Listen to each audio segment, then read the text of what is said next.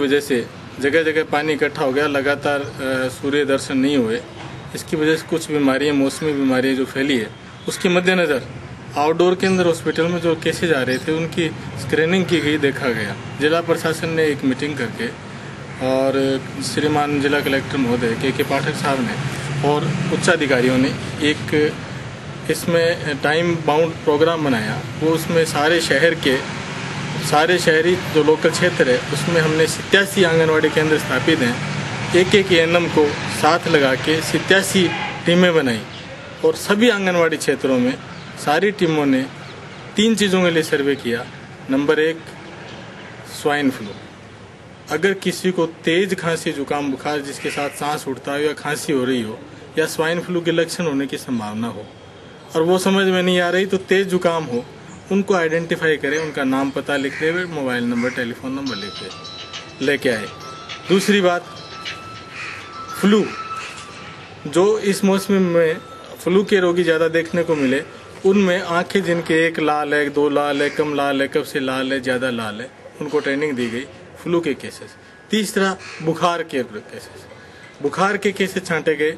इसी प्रकार मीटिंग के दौरान प्रशासन की नज़र में एक बात हो रही कि क्योंकि सारे क्षेत्र में टीम घूम रही है तो कितनी जगह पानी इकट्ठे हुए हैं गड्ढा बन के, उनमें कहाँ गड्ढे बुरवाए जा सकते हैं, कहाँ एमएलए को जला हुआ तेल, एमएलओ जिसको कहते हैं, वो डालें जिससे आगे आने वाले समय में मलेरिया, डेंगू का प्रकोप रोका जा सके। तो ये सारी बातें सामने आई।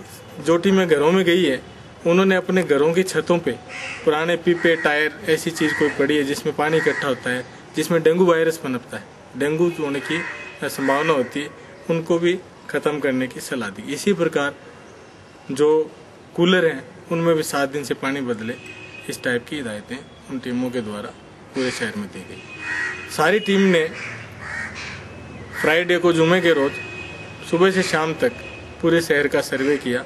सारी रिपोर्ट शनिवार को कंपाइल हुई। आज हमने रिपोर्टों की एनालिसिस की, उसकी स्लाइडें देखी, तो जो चीज़ नितर के सामने आई वो बहुत महत्वपूर्ण थी।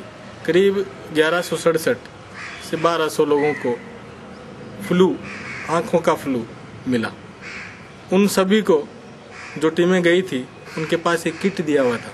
उस किट में क्लोरोजमाइड सिटिन कैप्सूल, सिप्लोक्स डी ड्रॉप, कुछ एंटी एलर्जी दवाई, पैरासीटामोल, स्लाइड का सामान, जुकाम के दवाइयों का सामान, ये सारी चीज़ें थी। उनमें सब फ्लू वालों के लिए दवाई थी।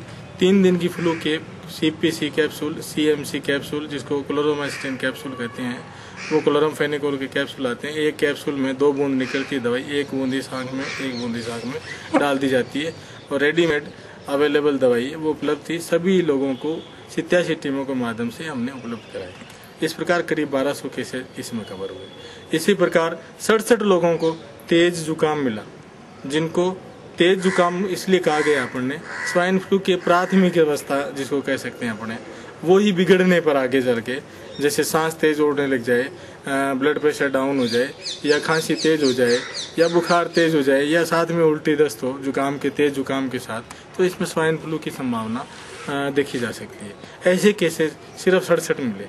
ये एक रात का विषय था पूरे शहर के अंदर। इसी प्रकार बुखार के 35 मरीज देखने को मिले। उन सब की स्लाइडें हम लोगों ने बनाई और उसकी जांच करने पे ये पाया कि किसी में भी, एक में भी डेंगू या मलेरिया नहीं है। ये एक अच्छी बात थी। इस प्रकार हमने पूरे शहर का सर्वे कराया, जिसकी आज रिपोर्ट देखने में हमें ये पता लगा कि करीब 1200 फ्लू के, 67 तेज सर्दी जुकाम बुखार के, जिसमें स्वाइन फ्लू की थोड़ी बहुत संभावना मिल सकती है, वैसे न के बराबर है, 35 बुखार के, जिसमें मलेरिया, डेंगू एक में भी नहीं था, और करीब 100 के आसपास छोटे मोटे गड्ढे थे जिनको रेत से बुराए जा सकते हैं। करीब 20-25 जगह ऐसा है जहाँ एमएलओ डलवाया जाना चाहिए। तो ये सारी बातें हमारे सामने आई है। इसको प्रशासन से डिस्कस करके इस पर समुचित आगे क्या किया जाना वो कर रहे हैं। आज की स्थिति में, मौसमी जो स्थिति है बीमारियों की, वो नियंत्रण में है और अच्छी अवस्था में। में हमने 3 कैटेगरी अपने बनाते हैं। Number A category, B category और C कैटेगरी। A कैटेगरी के जो लोग हैं वो उस ग्रुप के लोग हैं जिनको तेज जुकाम के साथ छींक आना, थोड़ी बुखार होना, कोई उल्टी या दस्त, पेट दर्द, इस टाइप का साथ में कोई सिम्टम होता है, उसको A कैटेगरी मानते हैं। A कैटेगरी में किसी दवाई की आवश्यकता नहीं है। जुकाम की दवाई लेनी है और बार बार साबुन से हाथ धोने, छींक आए तो मुंह पे कपड़ा रखना है ताकि दूसरे को नहीं फैले। बच्चा है तो उसको स्कूल जाने से मना करना है ताकि दूसरे बच्चों को नहीं फैलाए। जो ही जुकाम ठीक हो जाए, बात खत्म। बी कैटेगरी के अंदर साथ में एक कैटेगरी तो है ही, उसके अलावा तेजी से सांस होना, कफ होना और तेज बुखार होना, बदन टूटना। आपको देखते ही ऐसा लगेगा कि यार इसके है तो जुकाम लेकिन इसकी हालत तो बहुत खराब लग रही है देखने में। तो एक विजुअल जो इंप्रेशन है मरीज का, वो आम आदमी भी समझ लेगा यार इसके बहुत तेज जुकाम है, यार जुकाम में बड़ी खराब हालत है। तो वो मरीज बी कैटेगरी का माना गया है। उसमें हम लोग गवर्नमेंट की जो नीति है केंद्र सरकार की, उसके हिसाब से ओसेल्टामेविर 75 मिलीग्राम एडल्ट में, बच्चों में उसके एज के हिसाब से, जिसको टेमीफ्लू नाम से प्रचलित नाम है, दवाई 5 दिन की देते हैं, एक सुबह शाम एहतियातन। और हर दूसरे दिन ध्यान रखते हैं, अगर स्थिति बिगड़ती हुई लगती है तो उसको सी कैटेगरी मानते हुए स्वाब लेते हैं, भर्ती कराते हैं, पानी की कमी की पूर्ति करते हैं, एंटीबायोटिक देते हैं, जो आवश्यक कदम है वो सब उठाते हैं। तो आइसोलेशन मरीज का बहुत ज़रूरी है। सी कैटेगरी में जांच करानी जरूरी है। बी कैटेगरी में खाली टेमीफ्लू 5 दिन देनी है। ए कैटेगरी में खाली आइसोलेशन करना है और एहतियातन बार बार साबुन से हाथ धोना, छींक के लिए मुंह पे कपड़ा रखना या मास्क रखना, भीड़ भरे इलाकों में नहीं जाना, जुकाम तेज हो जाए तो अपने घर पे 2-4 दिन रहना, खूब पानी पीना और इलाज लेना। 1 साल का पिछले साल का अनुभव जो स्वाइन फ्लू का हमें पूरे विश्व को मिला है, उसने हमें बहुत कुछ शिक्षा दी है। उसमें एक शिक्षा ये भी महत्वपूर्ण है कि अगर बार बार अपने हाथ धोते हैं, बार बार अगर साफ सफाई रखते हैं, नाक के आगे कपड़ा रखते हैं, आप छींकते हो तो भी कपड़ा रखो, आपका पड़ोसी छींकता है तो भी आपके मुंह पे कपड़ा होना चाहिए, उसकी बीमारी भी आपको नहीं लगे और उसको भी आइसोलेशन में रख दो। सभी हेड मास्टर से स्कूलों में एक ही गाइडलाइन है कि जहाँ जिन बच्चों को जुकाम तेज हो जाए उनको आप कह दो कि कल से मत आना, जुकाम ठीक होए तभी आना है, और उसके माँ बाप से संपर्क हो, उसके इलाज के लिए भी कह दिया जाए। ये सारी रणनीति बनानी है। दूसरी इंपॉर्टेंट बात जो पिछले साल देखने को मिली वो ये थी कि अगर तुरंत इलाज लिया जाए तो इसमें कोई खतरा नहीं। अगर 4-5 दिन तक स्थिति बिगड़ रही है, ब्लड प्रेशर डाउन होने तक लिया है, खून बहने तक लिया है, स्थिति बिगड़ सकती है।